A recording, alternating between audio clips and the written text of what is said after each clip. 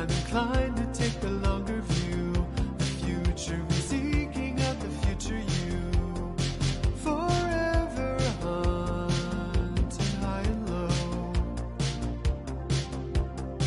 A life in technicolor, beyond the ever after. A yellow Polaroid can't fill the aching void of glory days, crushed by the absolute fact that things can never go back to how they used to be, except how hard to be. The glory days, those were the glory days. It isn't all bad getting older. Waited years to kiss you, wasted away. And now I do it every day. A life in technicolor, beyond the ever after. A yellowed Polaroid can't fill the aching void of glory days. Crushed by the absolute fact that things can never go back to how they used to be, except how hard to be. The glory days, glory days. And if you can't recall, we'll just redo it all. The glory days, these are the glory days. These are the glory days. These are the glory days. These are the glory days. These are the glory days. These are the glory days. These are the glory days. These are the glory days. These are the glory days.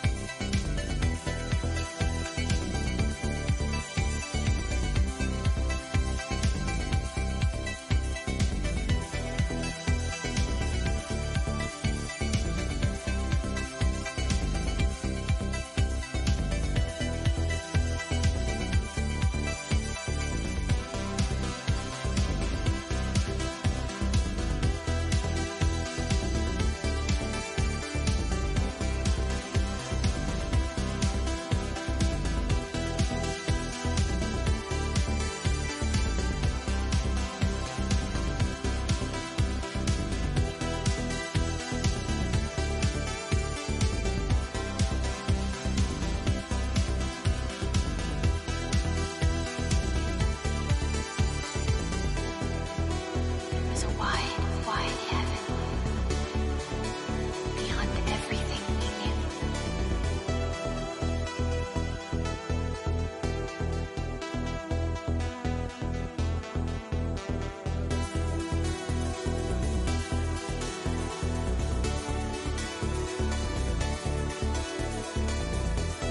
Where there was no cornfield, no memory, no grave,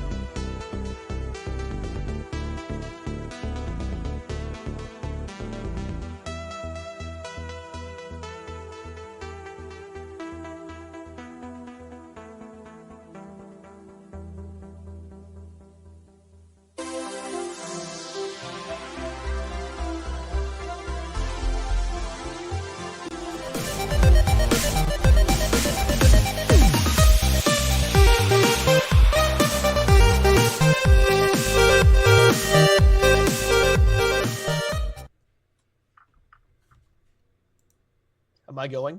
We're going. Okay. I thought you were waiting for me. You're in. Fine. Welcome to Nerd Bacon's coverage of E3 2020. Oh, shit. Ladies and gentlemen, welcome to the Game Tasty show here on NerdBacon.com, the tastiest place to get your gaming fix on the internet. Joining you all, and it's been a long time, Dave. I know. We were trying to get this going, and then 5 weeks went by, I think, since our last. It seems like it. I think we're out now into next year. Yeah. I am Jeff Roth with NerdBacon.com. And I'm the Watchman with NerdBacon.com. And we're today's episode, we're social distancing. We're isolating ourselves this week. Dave's in his place. I'm at obviously my mansion of video games. But on this week's episode, we're going to be talking about obviously what's happening in the gaming world. We have specs for both next-gen consoles. It finally happened. We have a big weekend coming up of new releases. We have a chance to crap all over one of our former employers, as well as a bunch of other great news, because not everything is as grim as it seems in the world right now. Speaking of which, I just realized our last show was February 13th, the day before Valentine's Day. And I remember we were talking about, hey, this whole virus thing is really gaining ground and it might be trouble here in the US. And I know if we go back and look at that episode, I know I said that there was February 13th, I was like, there's a 40% chance that E3 is canceled. Yeah. And what happened in the weeks that ensued? E3 got canceled. E3 got canceled. Obviously, PAX got canceled. GDC just got moved into August, I believe. They're calling it GDC Summer.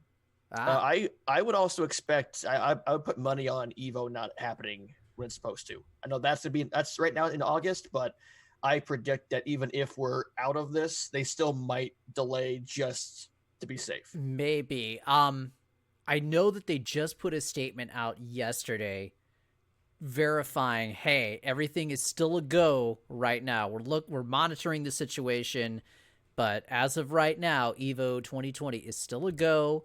If we do end up canceling, then we're going to refund everybody. But that's what we got so far.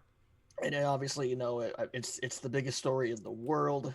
So, we're going to mention it a little bit. We don't want to get into it the entire show because you guys, every time you turn on the TV, it's there. And when you flip 10 channels, you get 10 different stories. So, but I know Dave and I will just echo what you hear all over the place is that stay home unless you absolutely have to leave. I have to leave to go to work, which is a bummer.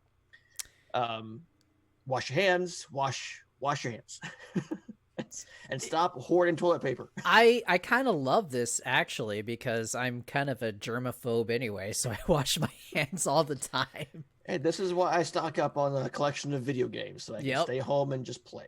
Yeah, this is the time to hit that backlog. It's it's our retirement backlog, as Sean calls it. Our friend Sean. It's our 401 play. I like that way too much. I like that way too much. Yeah. We want to get to this to start the show, Dave. I got the graphic up here if you want to get some tech specs here. Yeah, let's see it. So now we officially have the innards, if you will, of the Xbox Series X against the PlayStation 5. Now, I did get a chance to kind of watch a bit of the Mark Cerny lecture. Holy shit, was that boring. Good Lord. Okay, the shadow people in the foreground really creeped me out. Everybody talks about how Mark Cerny is kind of creepy anyway, and then it's like every time you see him in public, he out-creeps himself. Yeah. So I don't know if the shadows were photoshopped in or if they were real people, because you would see them move every once in a while. So it looked like they were real people, but then it kind of didn't look like they're real people. It was just a really weird presentation from this guy just comes off as weird. So yeah. I mean, he makes great games, but he could pass as a professor in college. I can see that. I think he's a robot, personally. I mean, I think it was really weird that they went with hey, we've got an audience here, and Mark Cerny's addressing this audience. Don't do that. just have them sit down and freaking talk about the system. I'm sorry.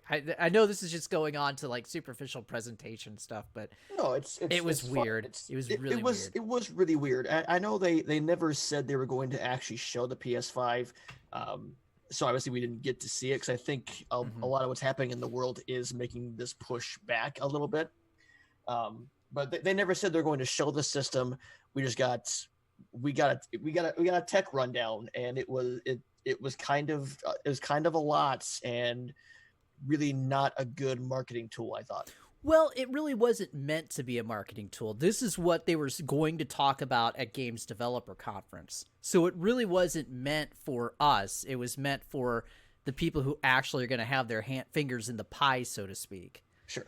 So people are complaining about it being dry and everything. And it's like, you know what? You're not the audience. Sony's just putting this out there because there's no GDC. This stuff was going to be out in the press because of GDC, but yeah, but at some point too, I'm like, at least cater to, while you have this chance, cater to me a little bit. Show me some gameplay, a little bit of gameplay. I think I get your point. I think they're basically staying the marketing course that they had plotted out before the pandemic. So that's why you're getting this GDC presentation not at GDC. Sure. They haven't made the adjustment that like you want. I just think with this first outing, I think it's in favor of Microsoft as far as this first batch of information. I think Microsoft has a bit of an edge as we go forward here. But let's crunch some numbers here. Yeah, hit me with those numbers. A non-creepy way. So I have the IGN graphic here of the side-by-side comparisons. Mm-hmm. So CPU wise, Xbox Series X 8 times Zen 2 core at 3.8 gigahertz, a 3.6 gigahertz with SMT. The PS5 is a 8 times Zen 2 cores at 3.5 gigahertz at variable frequency. Okay. The GPU, here's that fancy word again, 12 teraflops. Wow! There we go. 52 CUs at 1.825 gigahertz and a custom RDNA 2. With the GPU on the PS5, 10.28 teraflops. 36 CUs at 2.23 gigahertz variable frequency. So teraflops firmly on Microsoft side. Oh, man. PS5 missing those teraflops. Damn it. What are we going to do? What are we going to do? Oh. Is there a teraflops expansion pack? We're going to find a new hashtag. For the memory, they're both at 16 gigabyte GDDR6, but also PS5 at 256-bit. Nice. Memory bandwidth. The Xbox Series X, 10 gigabytes at 560 gigabytes a second, 6 gigabytes at 336 gigabytes a second. The memory bandwidth of the PS5, 448 gigabytes per second. So kind of in between what the Xboxes are doing there. Both have a 4K UHD Blu-ray optical drive. Internal storage, both systems going SSD, which they're touting as this is going to cut down on your load times. Is a 1 terabyte custom 1 terabyte custom NVMe SSD on the Xbox Series X and an 825 gigabyte SSD on the PS5. Expandable storage.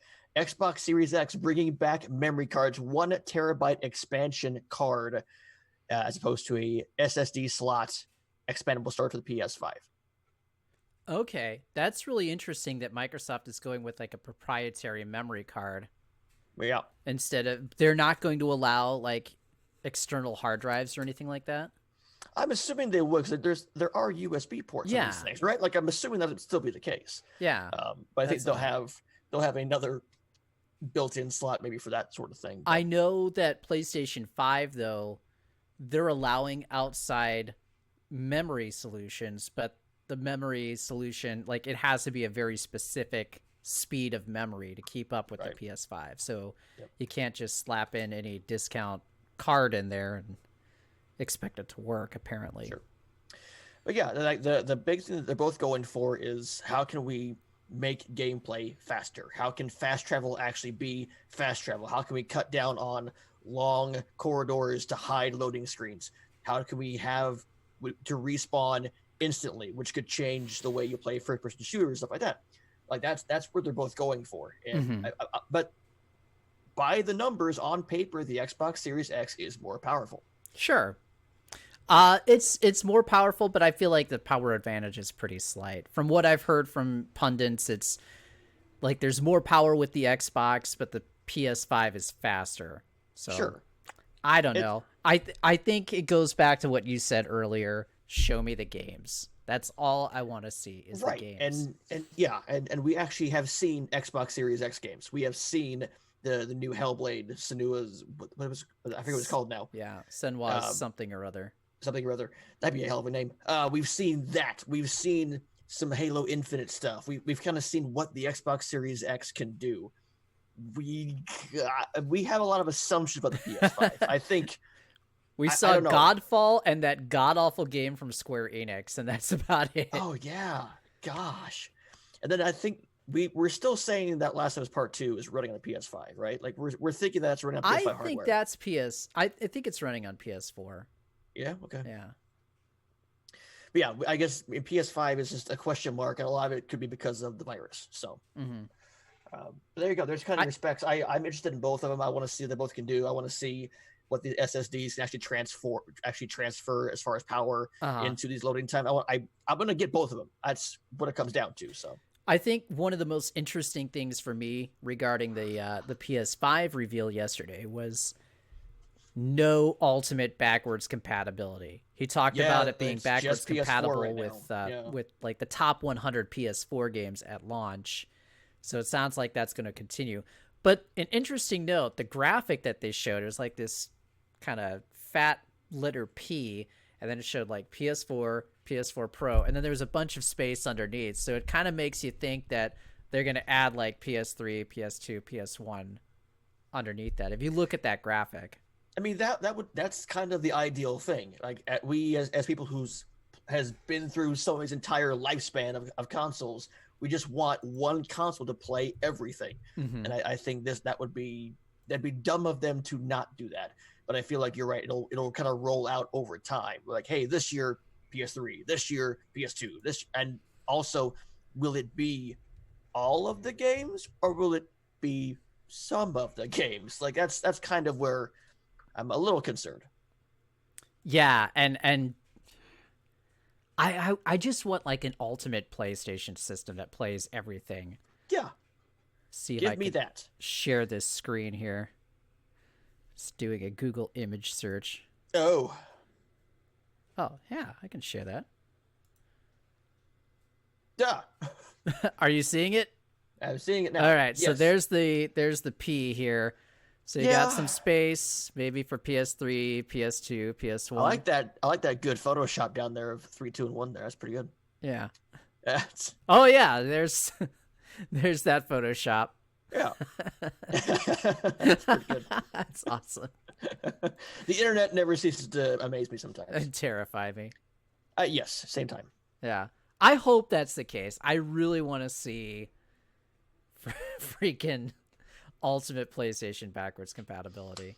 Yeah, and at some point, I know like they want to focus on the here and now and the future and put development time towards doing that, but at the same time, you can't forget your past. And I think with everybody leaning on these classic consoles, it just makes more sense to put them into your current system. But we'll see. I mean, does that ability to play backwards compatible games, does that increase the price because it has increased the processing power, increases the space inside the console? Will that make my price tag go up at the counter? Though, I would pay for, $400, $500 for a PlayStation that played all of my disc-based games. If it plays all of them. If it does only some of them, then no, I don't want to pay more than all or nothing. $350 or $400. Don't try and jam a PS Classic into your PS5 and just say, well, you get these 20. Yeah, no thanks. It's like bite me. I mean, plus, on the PSN, you can buy PSP games, you can buy PS2 games, PS3 games, and play them. I wonder if they'll end up doing that and keep the PSN rolling and just say, hey, instead of either Well- disc-based games or buy off the shop. I'm fine with that. Really, I mean, it but- would be great to have that library. Right. Because it's But- crazy that you can buy like PlayStation 3 games or PlayStation 1 games for your PS3, but you can't buy them for your PS4. That's really Yeah, dumb. it's really weird. Hate so that. either go all in or just don't, and it's don't half-ass this. Mhm. And we'll see what happens with the Xbox. I know they were talking about forward compatibility, and Yeah, that I've been theorizing that for so long, and they actually confirmed that. I was like, yeah, and it's one of those which is moments that really you neat. realize that the world is coming to an end. Oh shit, Watchmen was right. Yeah, when Dave's finally read about something.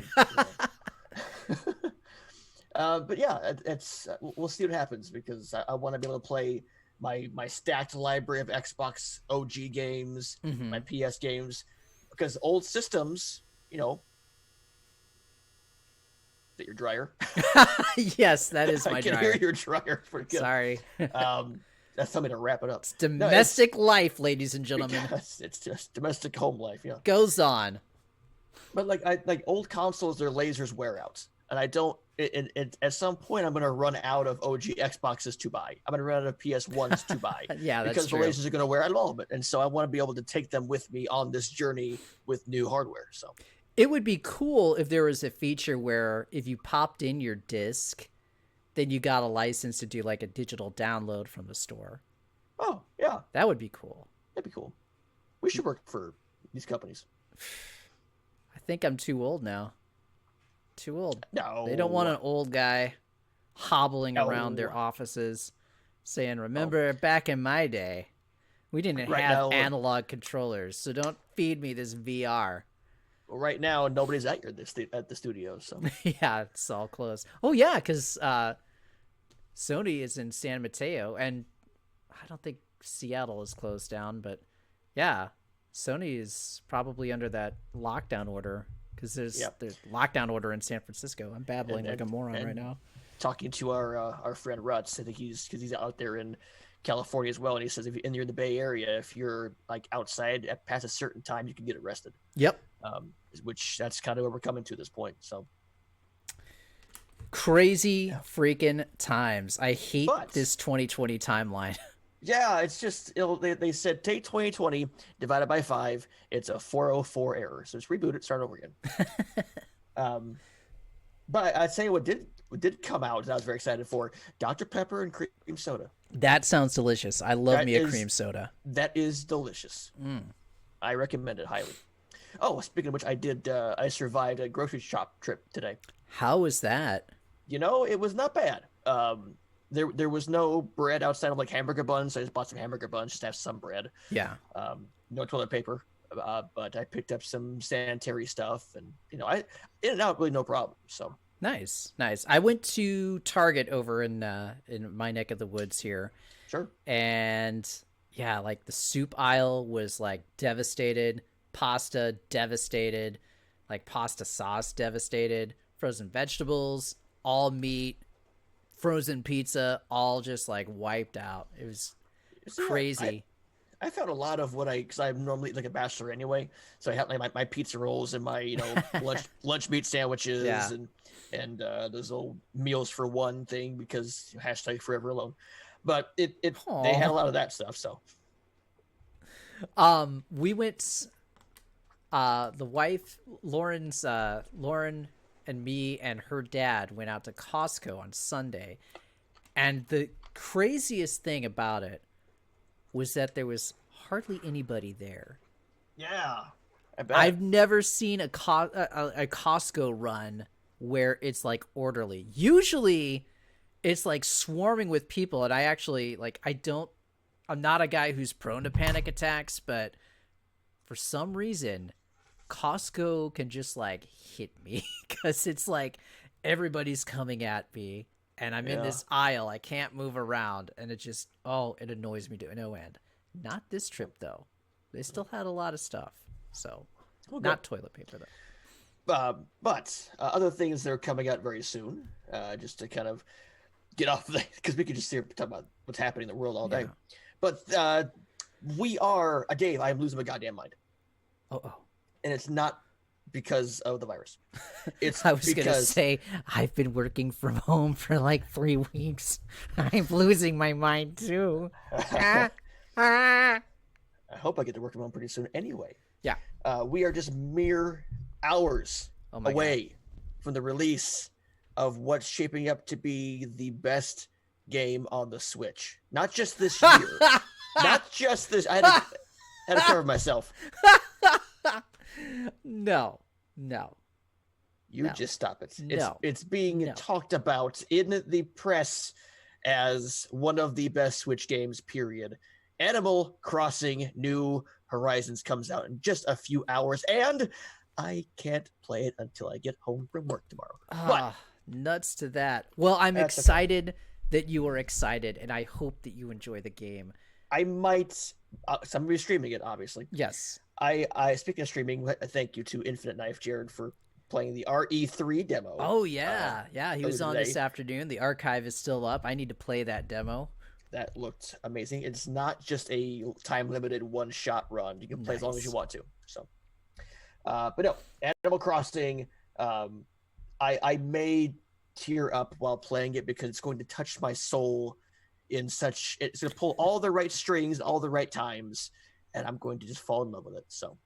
Well, I'm really, really happy for you and your new Animal Crossing relationship. However, those people who are saying that this is the best game on the Switch, they're damn fools. I'm not saying it's the best. No one's saying it's the best. They're saying it's one of the best.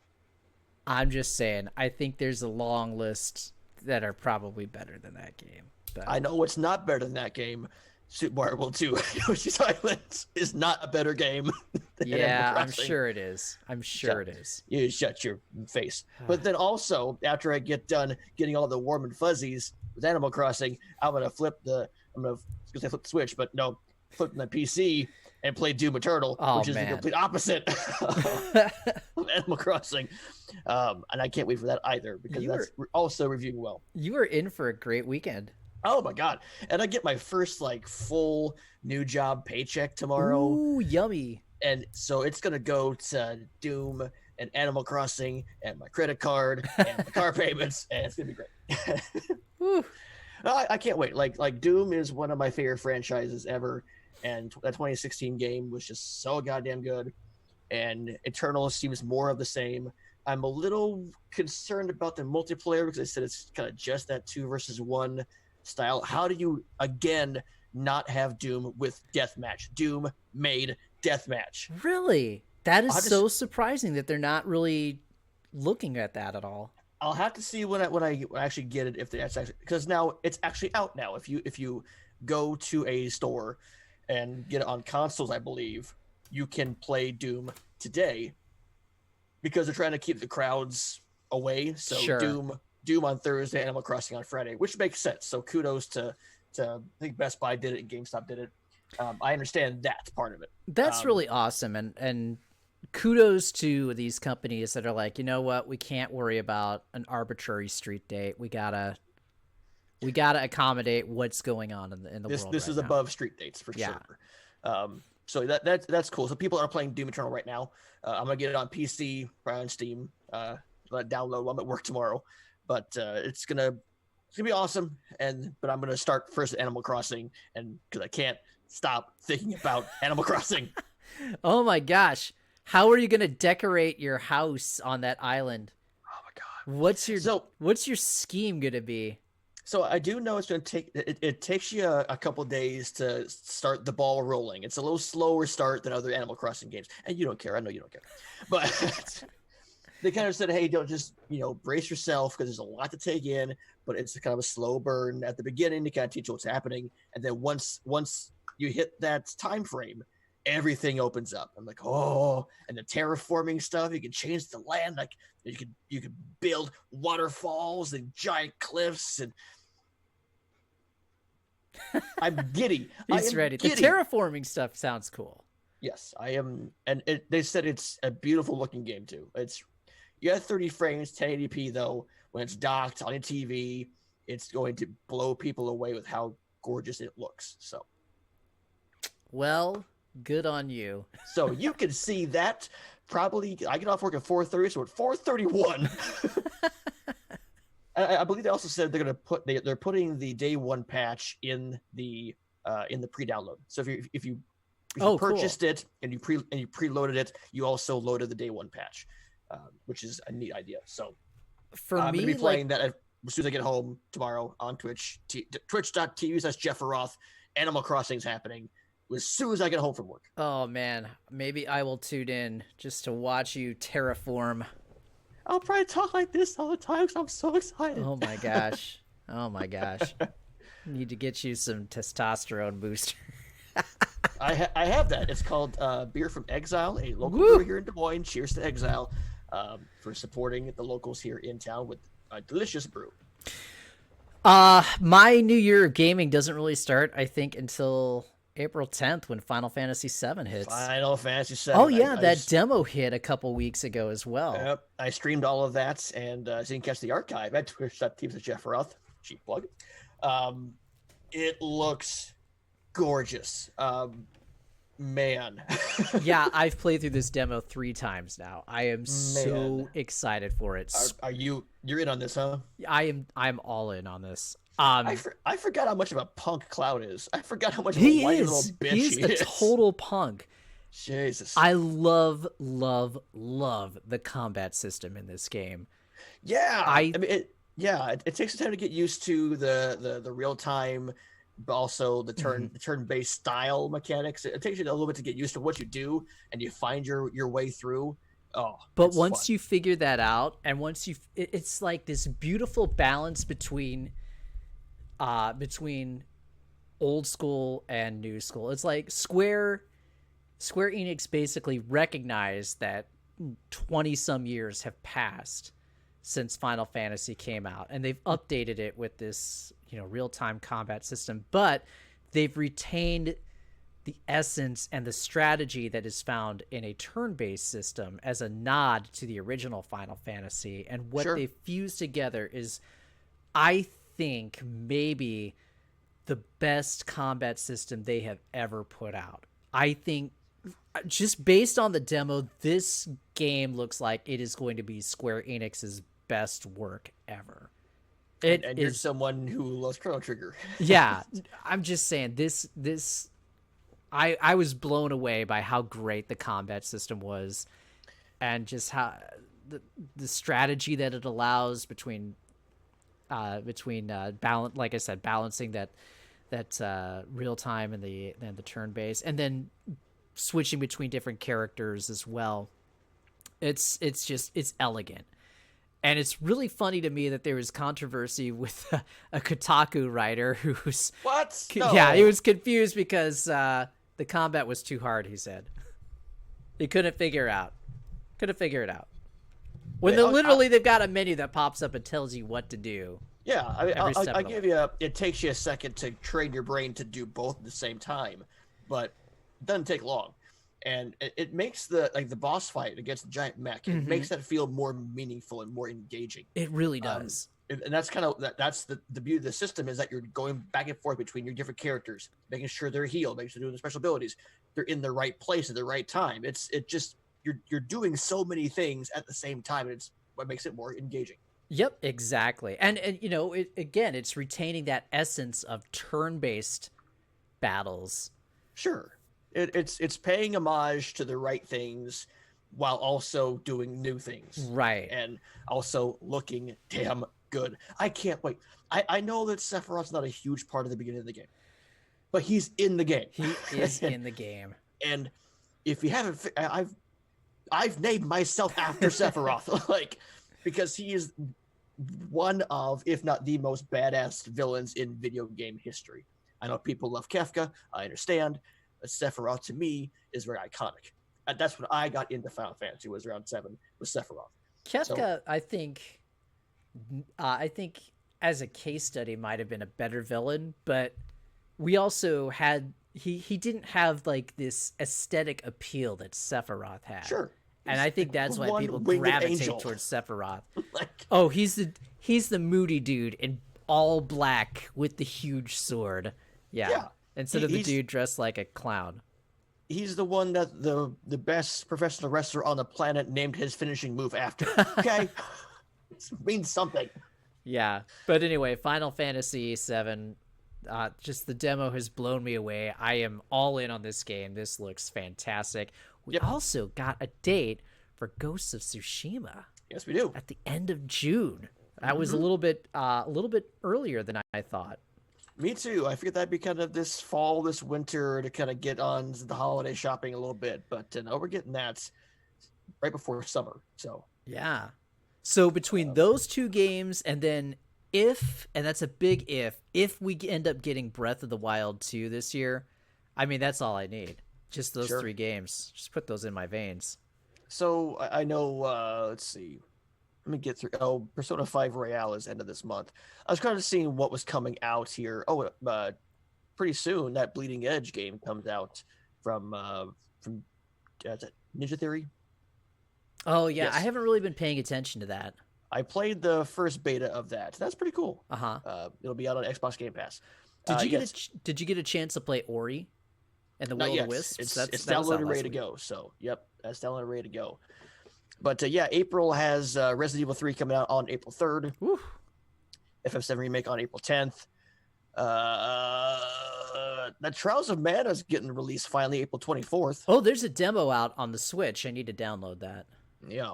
And then the Gears Tactics game is coming out April 28th. So got my eye on that. Huh. But obviously, a lot of these dates could get pushed back with what's happening right now. So we'll kind of keep an eye on that going forward. I was excited. Star Ocean First Departure finally got on sale on the Switch, so I ended up getting that. Nice. Yeah. Always wanted to play that game. Yeah. Heck yeah. Let's see. What do you feel like talking about now, Dan? I got some bits of news here if you want to get into some stuff here. Yeah, throw it out. What do we got? You want to crap on an old employer GameStop for a little bit? Let's do it. All right. So yeah, David and I used to work at GameStop several years ago. Back when it was fun to work there. Yep. I think you worked there before it was called GameStop.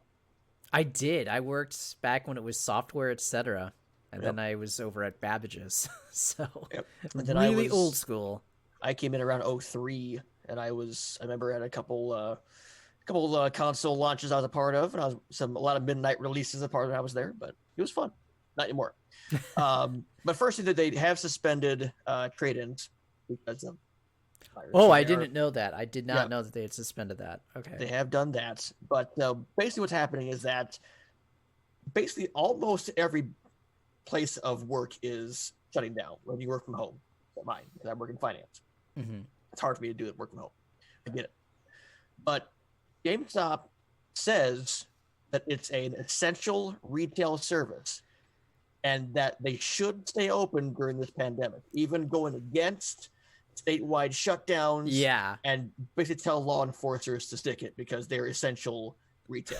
Their claim is that because so many people are working from home and they provide entertainment options for those people, that they believe that they are classified as an essential business and should remain open. And this is flying in the face of communities like San Francisco and other places that are on total lockdown. Nobody allowed to leave the house. But no, if you work for GameStop, you gotta go because you're an essential business according to them. Here's the funny thing. The companies themselves don't get to decide if they're an essential business. That's up to the state or to the city. It's not up to GameStop. So they could have a situation where law enforcement, city police or sheriff comes in and says, hey, you guys need to close down. And GameStop staff, apparently, according to Kotaku, have been instructed to present the law enforcement with a letter instructing law enforcement to call the corporate office. Yeah, that ain't gonna fly, yo. Nope. And here's kind of the thing against that. I'm going to buy my games digitally. I'm going to buy my games on the eShops and the Steams and the whatever, because those games are going to be there. I don't need physical copies anymore. I don't need to go risk my health over a physical copy of a game. I can wait. GameStop should be shut down. Period. Yeah. Or at least have the option. If your state isn't mandating a shutdown, talk about it. if your coworkers don't feel safe to come to work, don't come to work. Period. GameStop is not the most compassionate company in the world. What? They used to be all right, but they have gone When downhill. we were there, it was fine. But yeah, they have gone way, way downhill. And it's Camelot. Oh, I can't remember his full handle. Camelot something something something on YouTube. He's been documenting all these GameStop horror stories and GameStop's plan to shut down, tons of stores and everything. He's been documenting all this, so go look at him on YouTube. But yeah, GameStop, this is like the scummiest move I think I've ever seen a gaming company do. And obviously, at least since Blizzard banned Blitzchung. And people on Twitter obviously are hashtag boycott GameStop because people are on social media a lot more now. So it's not a good look for GameStop with a company that already needs to get a facelift. And Reggie's coming in April. Oh yeah, he's going to be a part of the board of directors for GameStop. And do you think he's going to look at this and go, "Nah, I'm good"? I think so. I'm wondering what bet he lost to decide, yeah, I'm going to join GameStop's board of directors. Well, we'll see if he has anything to say, because obviously a lot of people are looking to Reggie. He's not in office. He's not like on the board yet, so he has zero say in this. Yeah. I'd be interested to see if he has a statement on a company he's going to be inheriting and being a big part of. I wonder if he has something to say about this. He's not really that. I mean, he's part of the board of directors, but he's not the ultimate say. I don't know how many people are on GameStop's board of directors, but it's not like he's the CEO. He's just a voice, and the board of directors makes the recommendation to the CEO. Sure. But yeah, it's not like he is like some ultimate authority. He's just like, he's like a congressman or something like that, Yeah. It's a bad look for a company that desperately needed to not have a bad look. Well, basically the bottom line is GameStop is a sinking ship, and if they close their stores because of this, they're done. They don't have the capital. They're just done. They've been a sinking ship for a long time, and I know they've been closing some stores. Apparently, according to this Camelot guy on YouTube, there's plans to close like half of their stores is what he has said. It's just it's a company that's in trouble, and it's been in trouble for a long time. Right. They've tried that partnership with ThinkGeek, so they have some stores that have GameStop pop culture, because the games are not keeping a business afloat anymore. So they're trying to do what they can to put more stuff in there to boost revenue, and it's just there's not as much of a demand for physical copies of games anymore. The convenience of sitting on your couch and buying games in your underwear is just too good to pass up. It really is. Yeah. And as we get more, storage space in the next generation of consoles, I think the days of games at retail are coming to a close pretty quickly. Yep. I've given it about 5 to 7 years, and then, everything's going to be like PC gaming is now, and that's like 99% digital. Yeah. Absolutely. And I know there's a ton of people out there who are like, no, physical or nothing. Ultimately, you don't get to decide. That's the problem. I was gonna say, if you want to buy physical, good on you. I usually every weekend when we're not dealing with this, I go to a local mom and pop game shop and I find some PS2 games or some Super Nintendo games, and because I like having some physical games, just because I'm a collector. But I'm not the majority of gamers. I am not the kid on Twitch playing Fortnite. I am not, I'm not the target audience basically anymore. So it's we have to change with times. The older school audience like you and I prefer physical, but the new generation, they don't care. They're used to digital everything. So yeah, everything's on demand. So. It doesn't matter to them. Right. I'll tell you what, if you want to go down a weird rabbit hole, I'll tell you what physical could get rendered obsolete by this whole virus. Movies. No. Oh.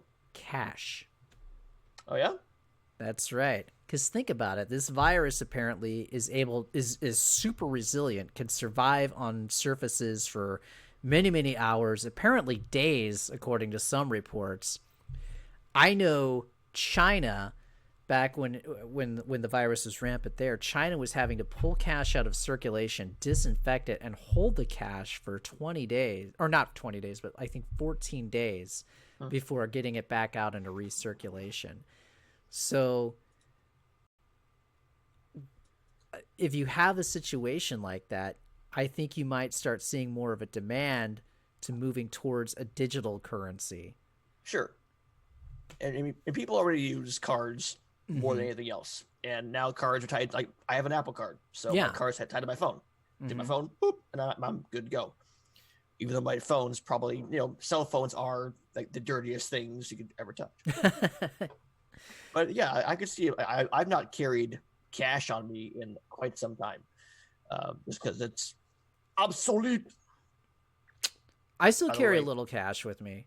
Speaking of obsolete, he's officially in AEW. I saw that. Yeah, that is, and not as the Exalted One. I was like, whoa, because the former Luke Harper, Brody Lee, is the Exalted One, which is good for him. I like him a whole lot. So. Yeah, that's cool to see that he has gotten like a big spot with AEW. But yeah, Matt Hardy finally getting that big push. I don't know why WWE just messed him up so much. Yeah. The hottest act of like 2016, 2017, coming over to WWE, and they're like, and it's gone.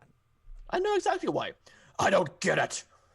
Well, I think part of it was they had that legal battle with TNA, and that wasn't sorted out before Matt made his debut, because TNA was claiming that they owned the rights to the Broken Matt character, and Matt was claiming, no, this was all mine, and I actually retained the rights. So there was that battle, and WWE finally was able to step in and say, all right, you know what? We're going to buy the rights, and Matt, you have the rights to this character, but we want you to use him on TV. Yeah. So by the time they got that sorted out, though, enough time had lapsed that it kind of cooled off. And then the WWE crowd just, I don't know. They just, that gimmick is made for the hardcore audience, I think. Mm-hmm. So. I think it could have worked in WWE, but you needed to commit more to the video segments instead of the in-ring interview segments. You really had to look at presenting Matt Hardy in a much more different way than you present other wrestlers traditionally. Sure. I will say, before we talk about the video games, it's refreshing to see Triple H and Michael Cole on commentary these past couple episodes of WWE. Michael Cole does not have Vince in his ear. He's actually a really good commentator when he doesn't have Vince pulling the strings. Really? And how's that been working out? Because I haven't watched it. So yeah, so Raw and SmackDown came from the Performance Center, and you can tell like they want to still have a good time, So it's not high production. It's Triple H who he's kind of like, yeah, I know this is kind of weird, but I'm having a good time, and he's actually really good at that, really genuine. And Michael Cole, when he doesn't have Vince say this, damn it, he kind of like how he was during the first UK tournament. Like Michael Cole is very knowledgeable about wrestling and very passionate about wrestling. So if you let him be him, it's great. It's a genuine feeling. So I've always liked Cole. I get why people dog him, but how much of it is him? How much of it is Vince? But that's a really good point. I'll have to go back and take a look at some of those episodes and see the difference. But yeah, you're right. It is so weird to have wrestling without a crowd. Because Stone Cold was there on Monday saying, "Give me a hell yeah," and there's no one there. So yeah, I don't understand. Why are you doing that? Why? And I know that's not on him. That's the writers. The writers hand him a script, and they're like, "This is what you have to say." Or he wants people around the world to say hell yeah wherever they are. Yeah. I don't know.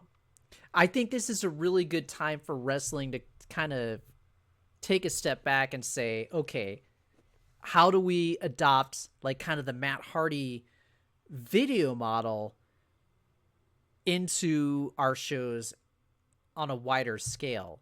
Sure. Because a lot of matches in front of nobody in an arena just doesn't work very well. But how can we kind of make this more of an action thing, you know? Yep. This is a really interesting opportunity for the wrestling industry to evolve. And we'll see if they have enough smart people that can take advantage of that. I think AEW definitely does. I would say AEW has the means to just go wild, because that's what being the Elite was just a bunch of action videos on a phone. So they can figure out how to tap into the new ideas. I will say it's really crummy that this virus thing is going on, because if Matt had debuted in front of a live crowd, it would have been insane. Oh my God, the pop would have been huge. And I wouldn't have done it. I would have waited until the pay-per-view. I would have dropped a hint. I would have just had Vanguard 1, but then I would not have him show up until the actual pay-per-view for that 5-on-5 match. Well, anyway, we're off on a tangent. Sorry. Yeah, it happens with us. It's fine. So I will say Steam broke a big record this past weekend. Yeah. Saturday morning, Steam broke its record for most concurrent players on the service. Oh, nice. I think it's like 19.5 million people at the same time Sunday morning around 7 o'clock. Or 7 o'clock, I think 7 o'clock Pacific. We're playing games on Steam at the same time. That's incredible. About 10 million was like Counter-Strike, some was Dota, GTA, stuff like that. But it was people are staying in and playing video games. So, and I think that is only going to increase over the weekend. I bet they smash it this weekend because Doom. There ain't nothing to do. yeah, for sure. Nothing's open. I have played some of the new Call of Duty Battle Royale mode. Warzone. Oh yeah, how is that? I like it. It's got some neat ideas. My biggest problem is that the map is just too big. But I will say it's 150 players. I'm playing just the Battle Royale mode. There's a separate mode called Payload or something that I've not touched yet. But 150, you can do groups of 3 or solo. And the cool thing is once you die the first time, you go into a little prison. You go into the gulags. Oh. And you and another random person who had died go one-on-one. And if you win the one-on-one, you go back into the actual game, which is kind of cool. Die a second time, it's over, but you get one shot to get a second life. Mm-hmm. I think it's pretty neat.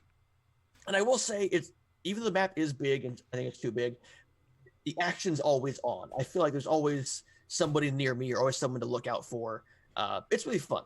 May not be my favorite Battle Royale. That still might be Apex Legends, but Warzone is a good mission. Also, it's free for everybody. You don't have Call of Duty. You don't have to own Call of Duty. You can play Warzone for free. That is really cool. That's an awesome way to keep Call of Duty.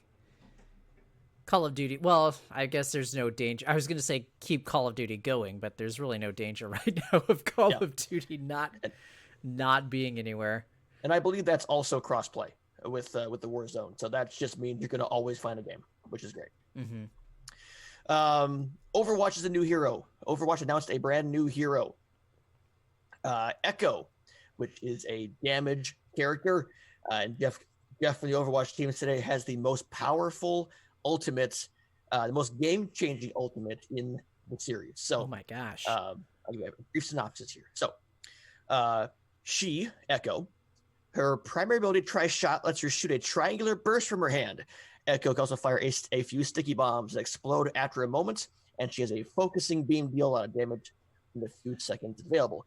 But the ultimate is called Duplicate, where Echo will take the role of an enemy team hero and can use their abilities for a short time. So kind of like a spy in a way. Uh-huh. But you can tell because the glow blue, so you can tell it's a spy, but you can take over as another team's hero. Oh. You can Shang Tsung them for a little bit. Oh, that is kind of cool. That is pretty cool.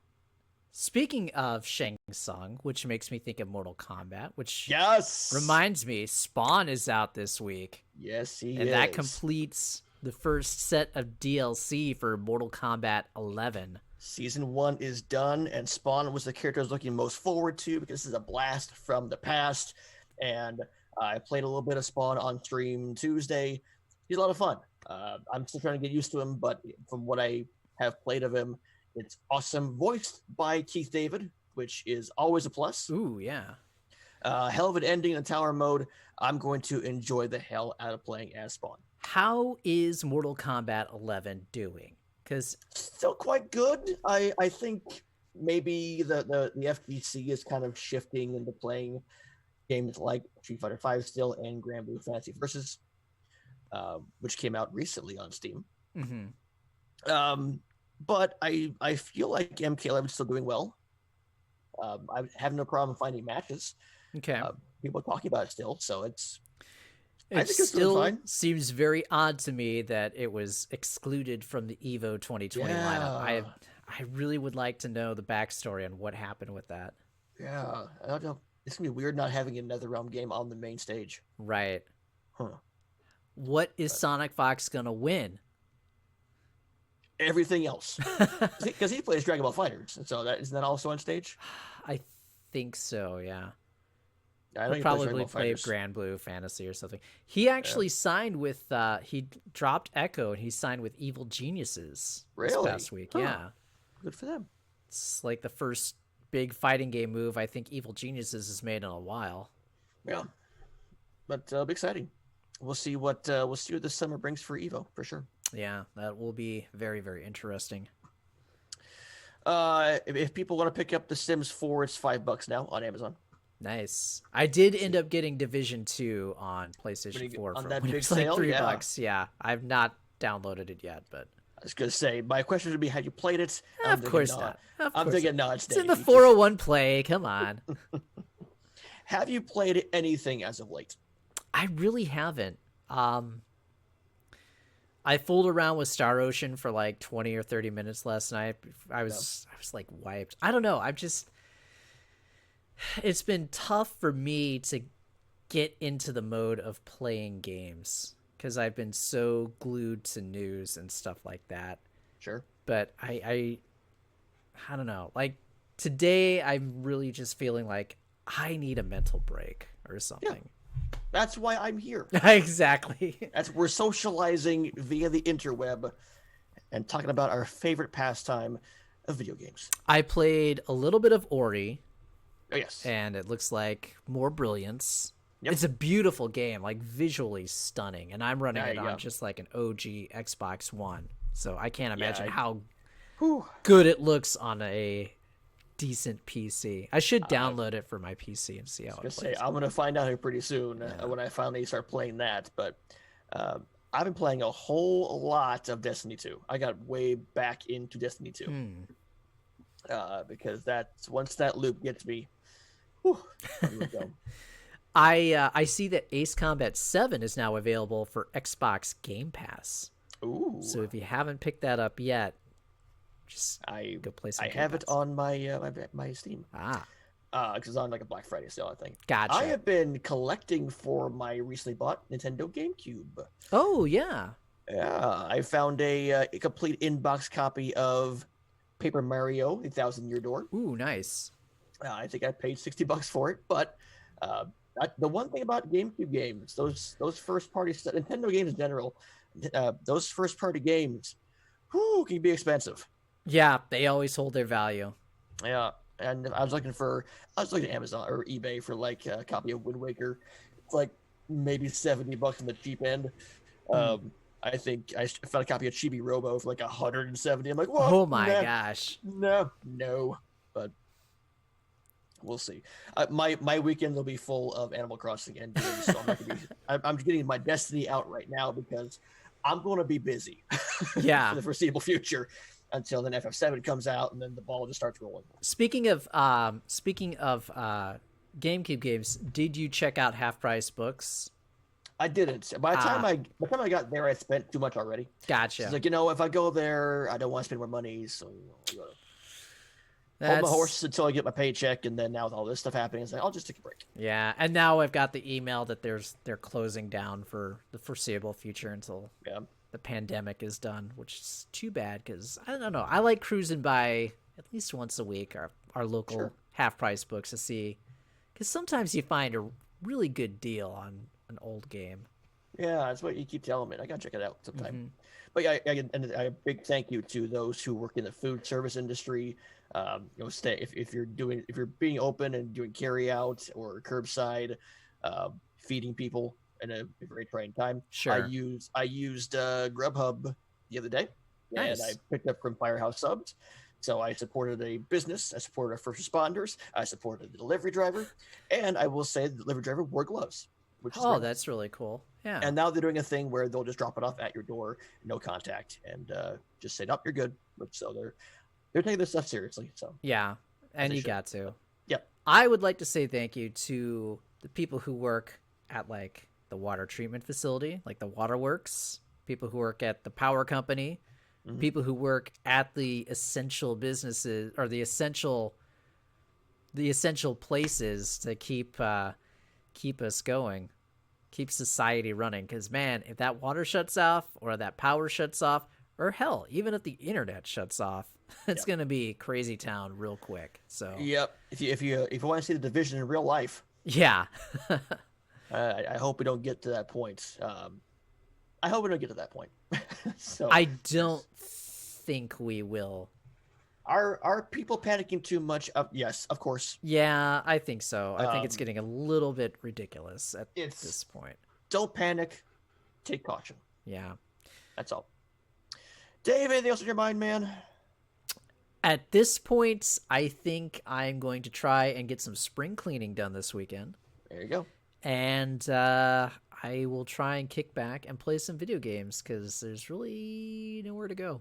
So say, kick back and relax. Work on that 401 play. Yep, you got Yep. it.